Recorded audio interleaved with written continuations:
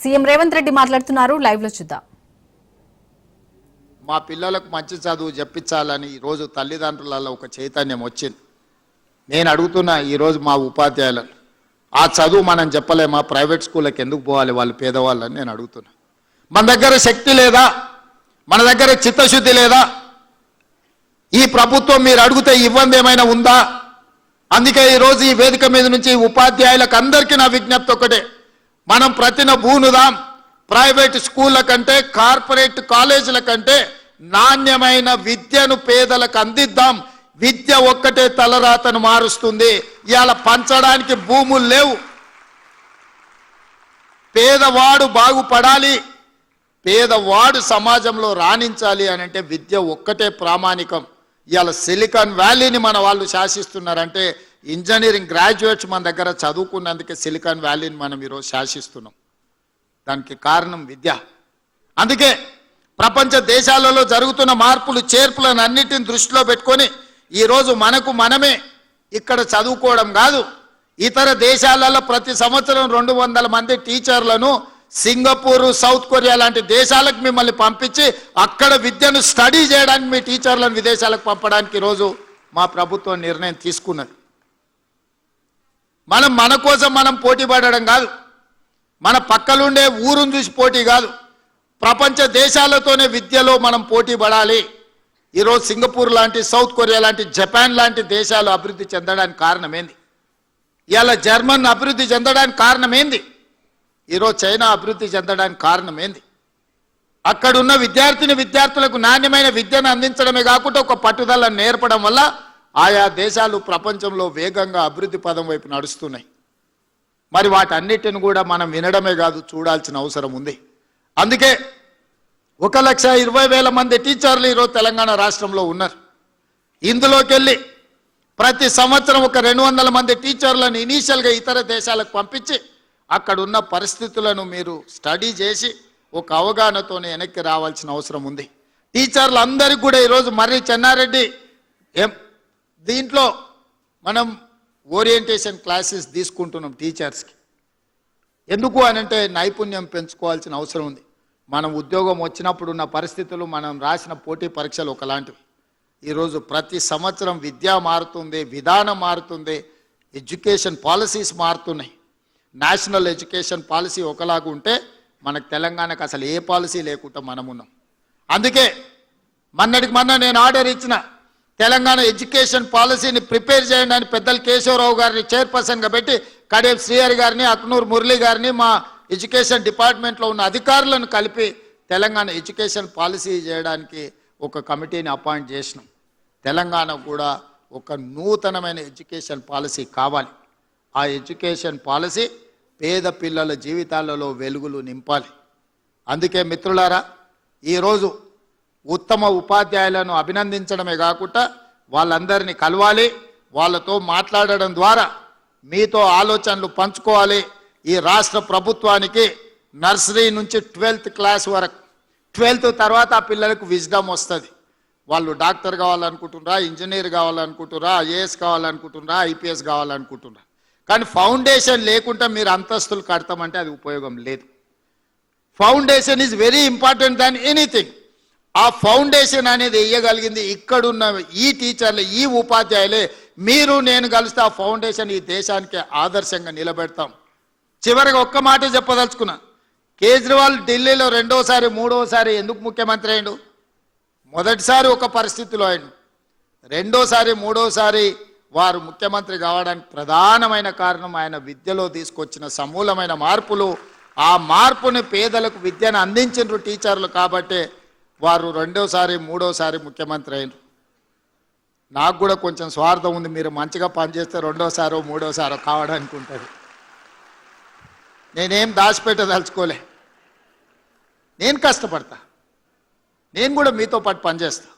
నేనేం పని చేయను, నేను ఫామ్ హౌస్లో అనుకుంటా మిమ్మల్ని కష్టం చేయమని నేను చెప్తలేను. నేను కూడా వస్తాను, మీరు ఏడికి రమ్మంటే ఆడికి వస్తా, తండాలకు రమ్మంటే తండాలకు వస్తా, గూడాలకు వస్తా, ఎక్కడికి రమ్మంటే అక్కడికి వస్తా. నేను కూడా ఎక్కడి నుంచి వచ్చినా నల్లమల్ల అడవుల నుంచే వచ్చిన, గ్రామీణ ప్రాంతం నుంచి వచ్చిన. 6 నెలలకు ఒకసారైనా మా ఊరికి పోయి ఓ రోజు ఉండి వస్తాయి. ఎందుకంటే జూబ్లీహిల్స్ వచ్చిన కాబట్టి అది మర్చిపోద్దు. అక్కడికి పోతే మనం ఎక్కడొచ్చినామో మన మూలాలు మనకు గుర్తుంటాయి. మా టీచర్లకు కూడా నా సూచన ఒకటే, అప్పుడప్పుడు మనం ఎక్కడి నుంచి వచ్చినామో 4 నెలలకు ఒక్కసారి మన మూలాలను మనం గుర్తు చేసుకోవాలి. వెనక్కి ఊరికి పోయి మన దాయాదులను, మన పక్కింటోళ్ళను, మన ఊర్లో మన చిన్ననాటి మిత్రులను కలిసి ఒకరు వ్యవసాయం చేస్తుంటారు, ఒకరు బర్రెల కాడికి పోతుంటారు, ఒకరు తినడానికి ఇబ్బంది పడుతుంటారు.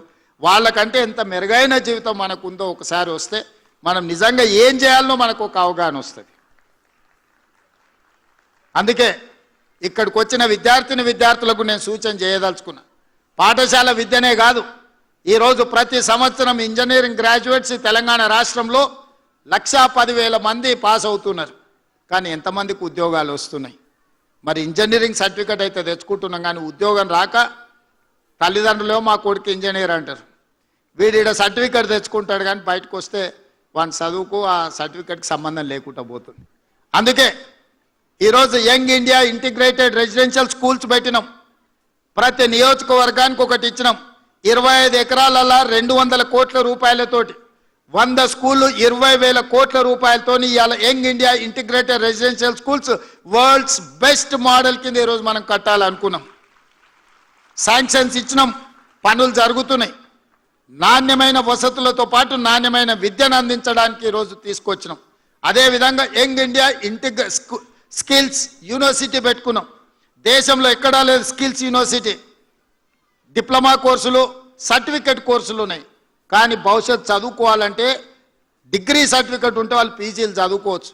అందుకే ఈరోజు తెలంగాణ రాష్ట్రంలో పబ్లిక్ ప్రైవేట్ పార్ట్నర్షిప్లో అతి తక్కువ ఖర్చులతో ఈరోజు పేదలకు అందరికీ స్కిల్స్ ఇంప్రూవ్ చేయాలని యంగ్ ఇండియా స్కిల్స్ యూనివర్సిటీని ఈరోజు మనం ప్రారంభించుకున్నాం.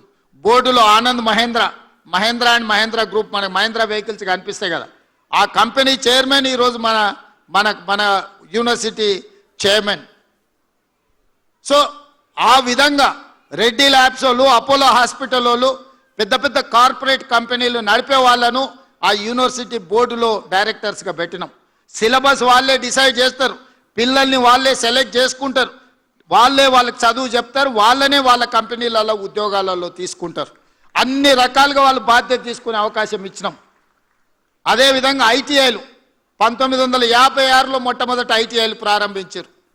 అప్పుడు ప్రారంభించిన సిలబస్ ఇంకా 2025 కూడా మనం అదే సిలబస్ చెప్తున్నాం. Diesel mechanic, fitter, plumber, electrician అని. డీజిల్ మెకానిక్ అని అందులో చేరి అంబాసిడర్ కారు నేర్చుకుంటున్నాడు.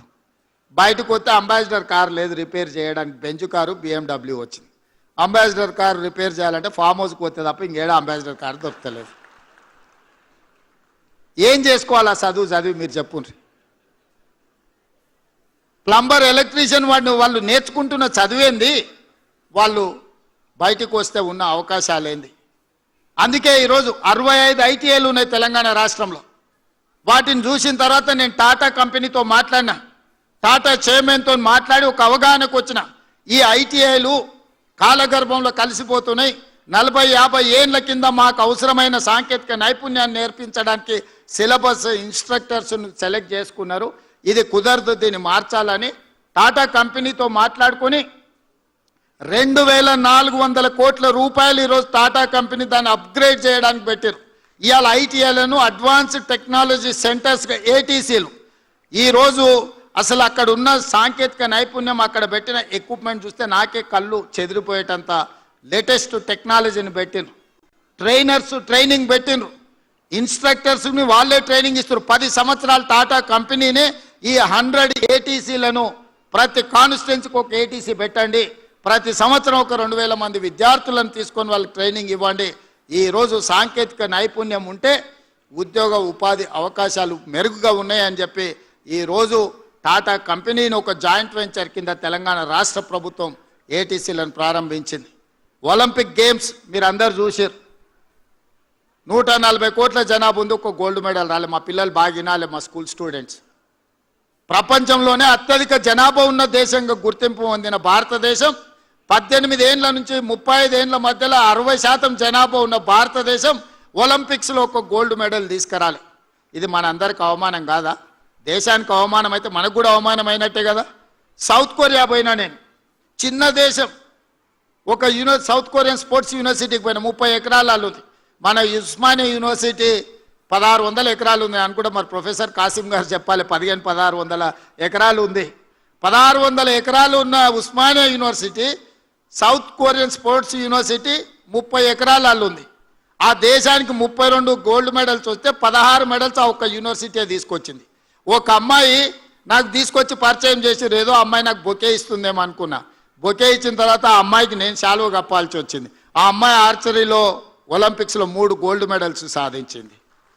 ఒక అమ్మాయి south Korean sports university student నాకు బొకే ఇవ్వడానికి వచ్చింది అనుకున్న, తీరా చూస్తే నేనే శాలువ తీసి ఆ అమ్మాయికి కప్పాల్సిన అవసరం వచ్చింది. ఎందుకంటే 3 గోల్డ్ మెడల్స్ తీసుకొచ్చింది ఆర్చరీలో. మరి ఆ చిన్న దేశం 32 మెడల్స్, 30 ఎకరాలలో ఉన్న యూనివర్సిటీ 16 మెడల్స్ తెస్తే మరి మొత్తం భారతదేశం ఒక్క మెడల్ కూడా లేకపోతే ఇది మనకు అవమానం కాదా?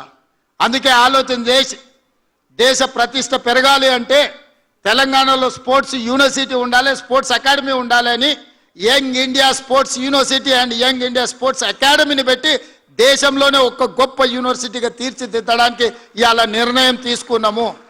మట్టిలో మాణిక్యాలను వెలికి తీయండి, నైపుణ్యం ఉన్న క్రీడాకారులను గుర్తించండి, వాళ్ళకి 100% గవర్నమెంటే స్పాన్సర్ చేసి క్రీడాకారులుగా తీర్చిదిద్దడమే కాదు.